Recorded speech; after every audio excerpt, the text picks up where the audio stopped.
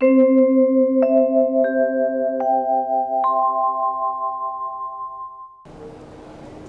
आपकी ही कृपा का आश्रय लेकर के आपके द्वारा प्रदत्त ही पुष्पों को आपके श्री चरणों में चढ़ाता रहता हूं। बस बारंबार यही प्रार्थना करता हूं, इस अधम की बाह जैसे आपने पकड़ी है, अब इसका कभी परित्याग मत करना, क्योंकि आपके अतिरिक्त कोई संबल नहीं है, कोई बल नहीं है, कोई आश्रय नहीं है। बस बारंबार यही प्रार्थना है। परमादरणीय प्रातस्मरणी अनंत श्री समलंकृत श्री सद्गुरुदेव भगवान के श्री महाराज श्री के युगल चरणारविंदों में साष्टांग दंडवत प्रणाम।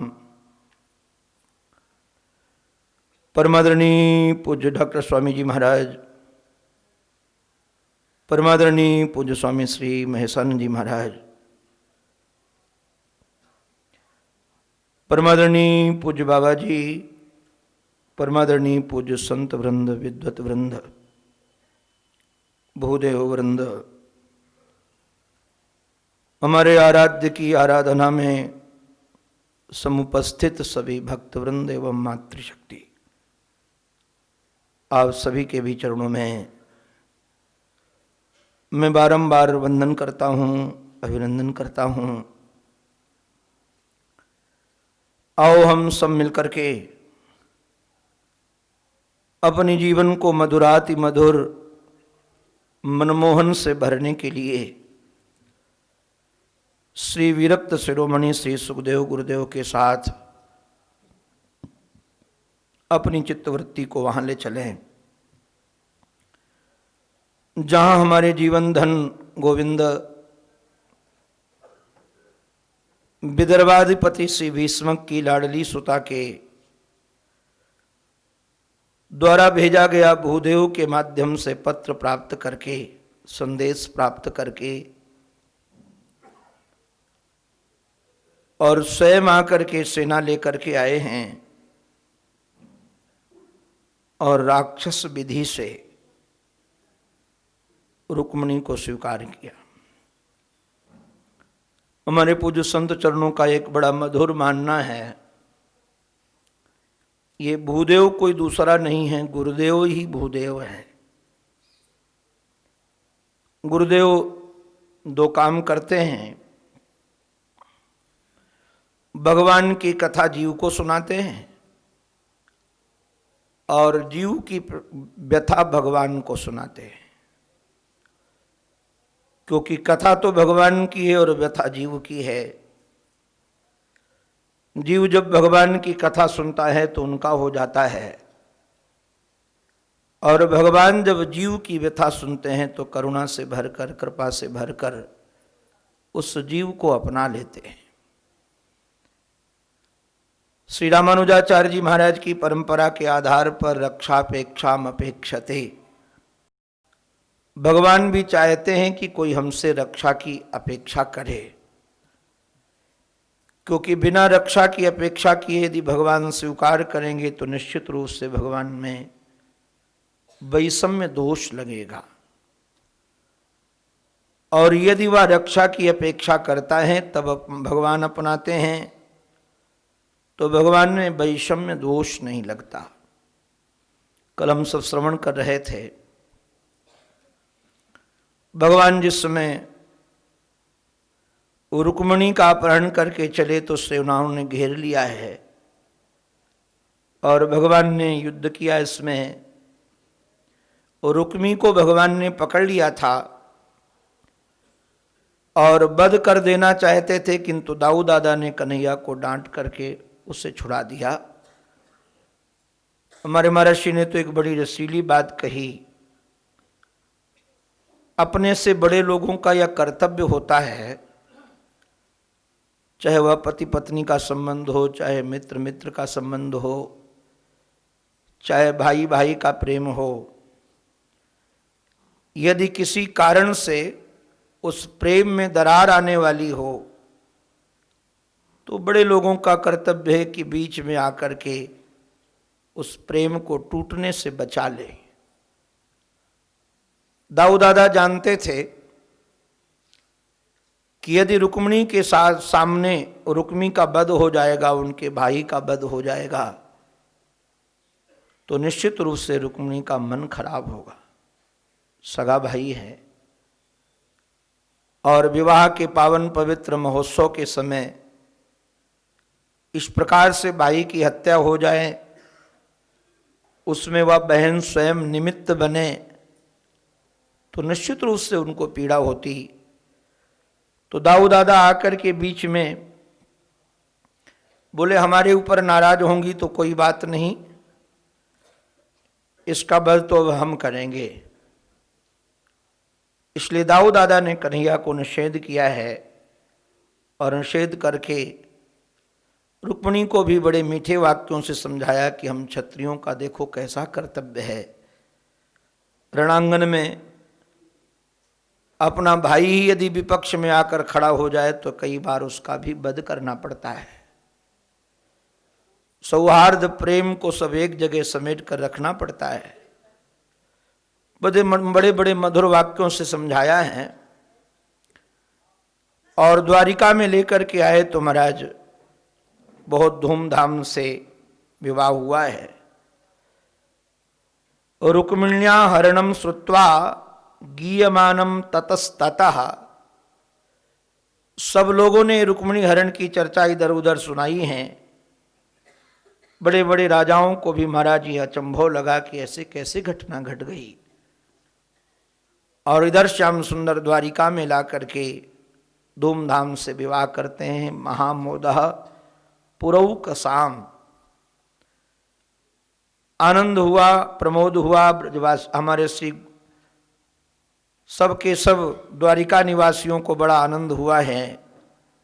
रुक्मिण्या रमयोपेतम दृष्ट्वा कृष्णम श्रियः पतिम, रुक्मिणी के समीप जब श्री कृष्ण होते हैं तो ऐसा लगता है कि साक्षात नारायण ही हैं और रुक्मिणी साक्षात भगवती लक्ष्मी हैं भी सच में लक्ष्मी नारायण स्वरूप ही तो हैं। विवाह का ज्यादा काल नहीं व्यतीत होता है। हमारे श्री सुखदेव जी महाराज कहते हैं, कामस्तु वासुदेवांशो दग्ध प्राक रुद्रमन्युना, भगवान शंकर से जो क्रोध के कारण दग्ध हो गया था काम मदन, आज वही श्री कृष्ण का पुत्र बन करके उत्पन्न हुआ। नाम रखा गया प्रद्युम्न।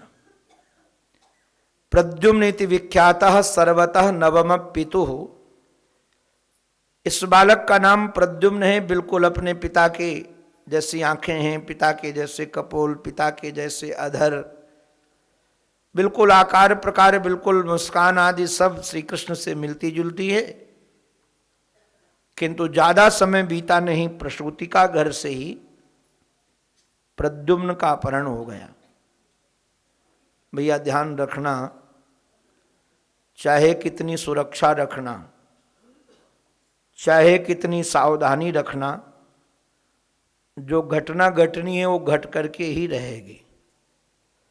तो इसका अभिप्राय ये नहीं कि हम प्रमादी बन जाएं, सजग रहें, सावधान रहें।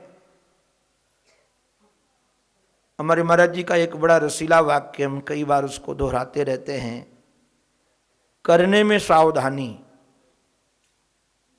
और होने में प्रसन्नता। सजग रहो, सावधान रहो, फिर जैसे ठाकुर जी की मौज वैसे आप जीवन में उतार लो, उसको सह लो।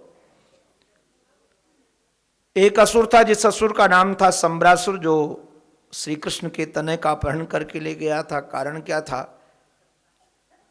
उसको श्राप था कि कृष्ण का तने तुम्हारा काल होगा। ये असुर जितने हैं वो सब मौत को मिटाना चाहते हैं। ये निश्चित है कि जिसका जन्म हुआ है उसकी मौत असंभव है। ऐसा नहीं कि कोई उसको टाल सके, निश्चित असंभव उसको टालना है, अर्थात वह संभव ही है। जातस्य हि ध्रुवो मृत्युर्ध्रुवम जन्म मृतस्य च। मृत्यु संवारी जा सकती है, टाली नहीं जा सकती। मरना ऐसा हो कि लोग देख करके सुन करके आनंदित हो जाएं कि ऐसी भी मौत होती है किसी की, ऐसे भी कोई प्रस्थान करता है।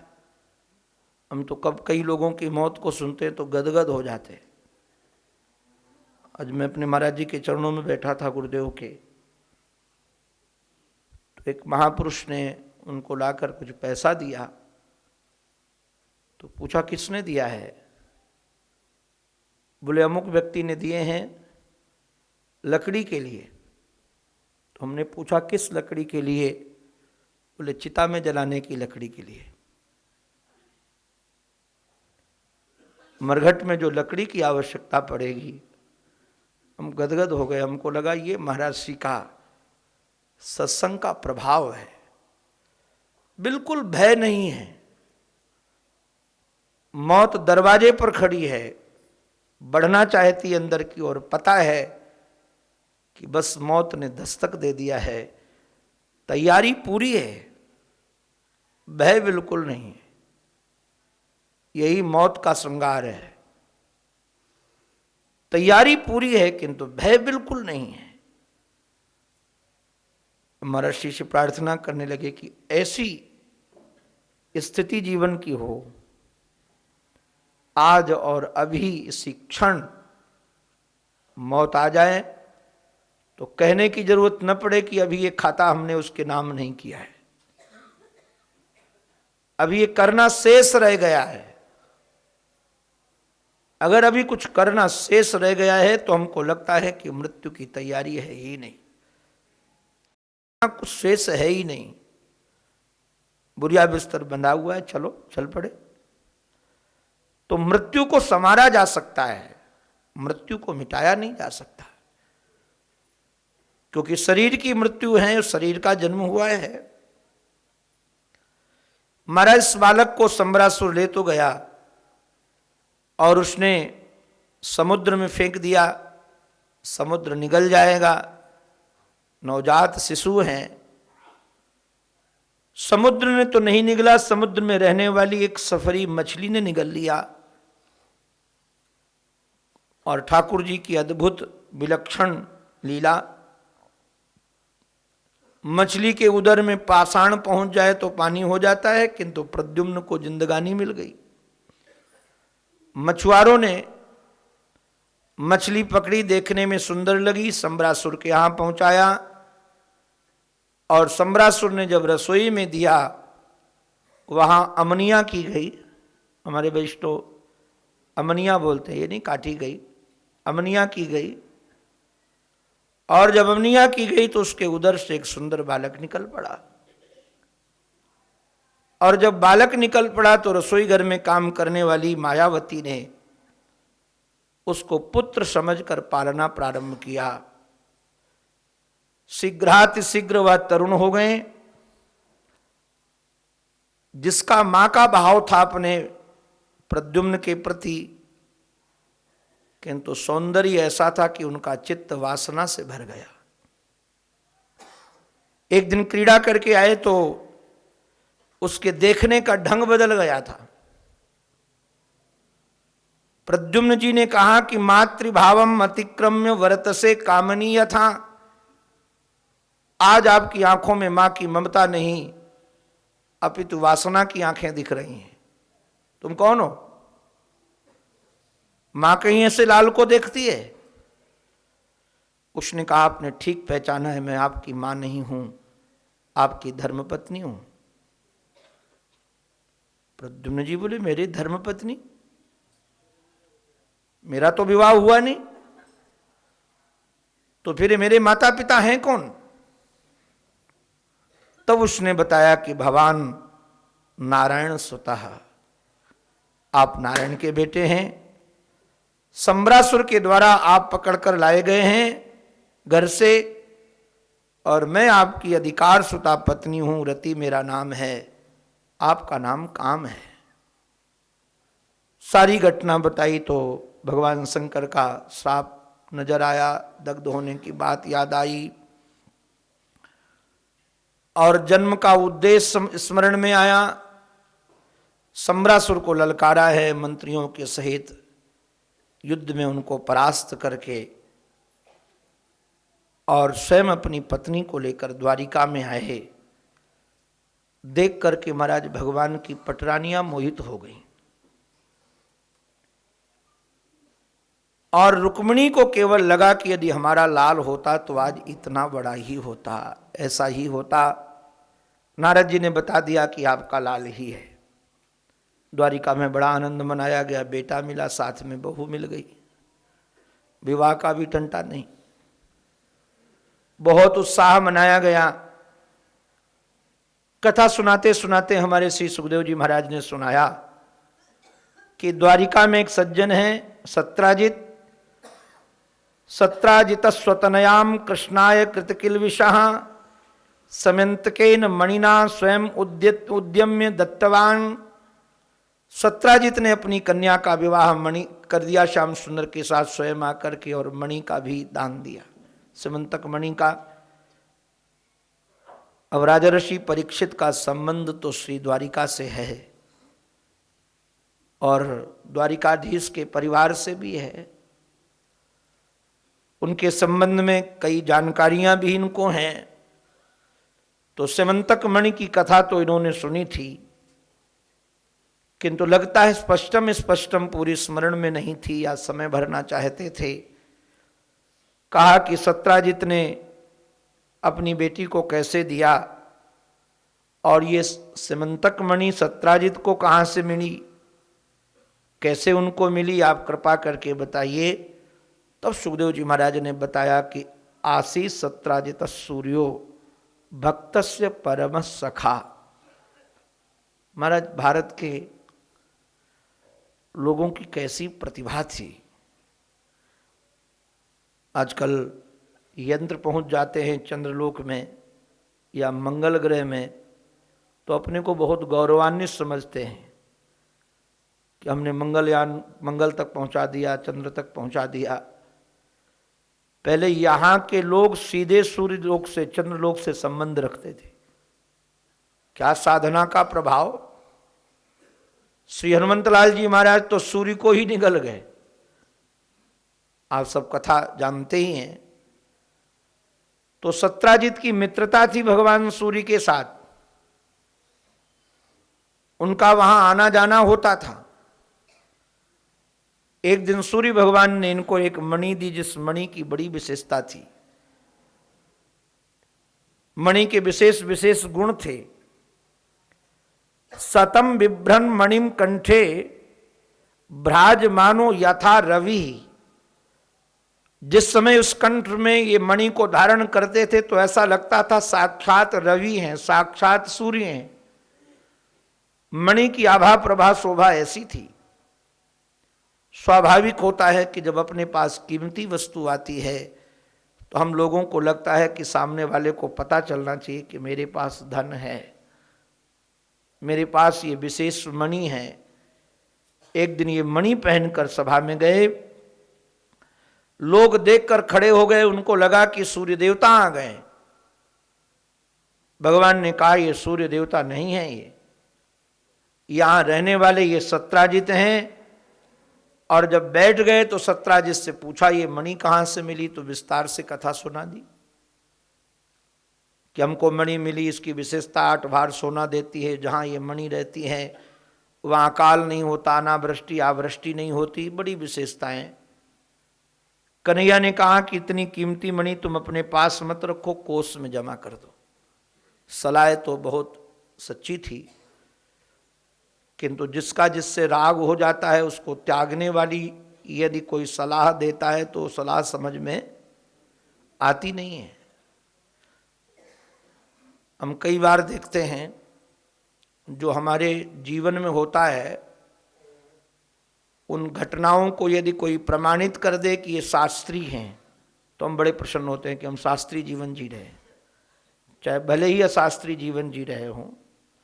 अभी एक धर्म सभा थी, वहाँ गए तो जिन्होंने वो धर्म सभा रखी थी वो सब विदेश जाने वाले लोग, और शास्त्र में वह निषिद्ध है। धर्म सम्राट स्वामी करपात्री जी महाराज, बड़े बड़े हमारे महाराज जी कभी गए नहीं विदेश, समुद्र उल्लंघन, तो उन्होंने कई लाख रुपए खर्चा किए थे, तो विषय रखा था उसमें समुद्र पार जाना चाहिए कि नहीं। अब जितने वक्ता आए थे, लंबी दक्षिणा थी, तो उन वक्ताओं ने, सब बड़े बड़े विद्वानों ने, मैं करीब 2.5 घंटे सुना, सब लोग यही प्रतिपादन करते थे कि विदेश जाना उचित है। एक विद्वान ने तो यहां तक प्रमाण पत्र दे दिया कि पहले जहां जहां पृथ्वी थी वहां वहां भारत था, तो पहले ये निर्देश करो विदेश है कौन। शब्द हमारा सप्त समुद्रों से घिरी हुई ये धरा भारत में थी। बड़ी वैदुष्यतापूर्ण प्रवचन सब सिद्ध कर रहे थे, और जिन्होंने कराया था वो खूब ताली बजवा रहे थे, वाह, क्योंकि वही उनके जीवन में था। मैं बैठे बैठे विचार करता रहा कि कई बार हम लोग अपने दुर्गुणों को दूसरों से ढक करके, दूसरों के प्रमाणों से जब प्रमाणित हो जाता है कि हमारे जो जीवन है हम शास्त्रीय जीवन जी रहे हैं, ध्यान रखिएगा, हम दूसरे को नहीं अपने को ही ठगते हैं। हमको तो कई बार महाराज जी की बातें सुनते हैं तो गदगद हो जाते हैं। एक महात्मा ने बताया कि प्रश्नोत्तर में महाराज जी से किसी ने पूछा कि महात्मा को आश्रम बनाना चाहिए कि नहीं, तो महाराज जी ने कहा नहीं बनाना चाहिए। तो बोले आपने क्यों बनाया है? कई लोग मुंह लगे होते। तो महाराज जी ने कहा ये गलती मेरे से हो गई, तुम मत करना। मैंने जब ये बात सुनी तो गदगद हो गया। हमने कहा वो कह सकते थे कि आश्रम हमने नहीं बनाया है, अमुक ने बनाया है, उसका प्रारब्ध, कोई भी प्रारब्ध कह सकते हैं। हमारी तो बिल्कुल इसमें रुचि नहीं थी। किंतु महाराज यदि कोई कहीं बात शास्त्रीय नहीं है, तो ये बात नहीं कि हमारे जीवन में नहीं है तो हम उसको सत सिद्ध कर दें, प्रमाणिकता दे दें कि जो हम कर रहे हैं वो शास्त्रीय ही है। इसलिए बहुत सावधानी रखनी चाहिए, बहुत सजगता रखनी चाहिए व्यवहार में। मैं निवेदन इतना ही कर रहा था कि जब श्री कृष्ण ने सत्राजित को कहा कि कोष में जमा कर दो, ये तुम अपने पास रखने लायक तुम्हारे मणि नहीं है, तो मणि से राग होने के कारण भगवान की भी बात उनको समझ में नहीं आई। भगवान की बात समझ में नहीं आई तो देखो भाई, हमारी प्रार्थना है जिनको भगवान की बात समझ में ना आए, गुरुओं की बात न समझ में आए, और फिर जीवन में मंगल की कामना रखें, तो उनकी कामना वैसी ही है जैसे ऊसर भूमि में कोई बीज बपन कर रहा हो। आज्ञा पालन है नहीं, गुरुजनों के प्रति आदर नहीं है। अब श्री कृष्ण की यदि आज्ञा मान गए होते सत्राजित, तो बहुत उपद्रव बच जाते। उन्होंने उनकी आज्ञा ही नहीं मानी। हमारे एक संत तो कहते थे, घर में आकर के बोले देख न सकें पराय विभूति। स्वयं श्रीमान जी कौस्तुभ मणि पहनकर घूमते हैं, और मेरे पास एक मणि आ गई तो खटकने लगी, और बाद में उनका भाई प्रसेन पहनकर चला गया। वन में एक सिंह ने उसको मार डाला, सिंह को रीछ ने मार डाला। कथा से आप सब परिचित हैं। और रीछ मणि लेकर गया यहां श्याम सुंदर को, महाराज कलंक लग गया। लोगों ने कहना प्रारंभ कर दिया, और महाराज सच्चाई जल्दी फैलती नहीं है, दोष की चर्चा बहुत जल्दी फैल जाती है। सद्गुणों का विस्तार बहुत धीरे धीरे होता है। हमारे एक महात्मा कहते थे कि इत्र की एक बूंद डालो तो उसकी सुगंध नहीं फैलेगी, किंतु यदि मिट्टी के तेल की एक बूंद डाल दो किसी जल में तो पूरा जल खराब हो जाएगा। एक बूंद डालने से ही पूरा जल खराब हो जाएगा।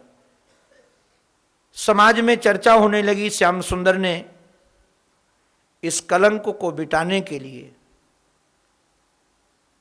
देखो भाई ध्यान रखना चाहिए, यद्यपि शुद्धम लोक विरुद्धम, यद्यपि शुद्ध हो किंतु लोक विरुद्ध हो तो काम नहीं करना चाहिए। लोक विरुद्ध है अब श्याम सुंदर कह सकते थे कहने दो जिसे कहना, हमें क्या लेना देना, हमारा क्या बिगड़ता है, हम तो शुद्ध बुद्ध नित्य आत्मस्वरूप हैं, हम तो ब्रह्म है। अब कोई चोर कहे या कोई कुछ कहे, किंतु जिस स्थान पर है उस स्थान की गरिमा रखनी है। ठाकुर जी जो मानने वाले थे ऐसे लोगों को लेकर के गए हैं नारायण, और जाकर के खोजते खोजते गए तो प्रसेन की हड्डियां मिली, सिंह मरा मिला, रीछ के पैर थे, अनुसंधान करते करते गए तो यहाँ लिखा है, देखा क्या, जब एक गुफा में घुसना था, बोले कि तुम लोग प्रतीक्षा करना हमारा 12 दिन तक।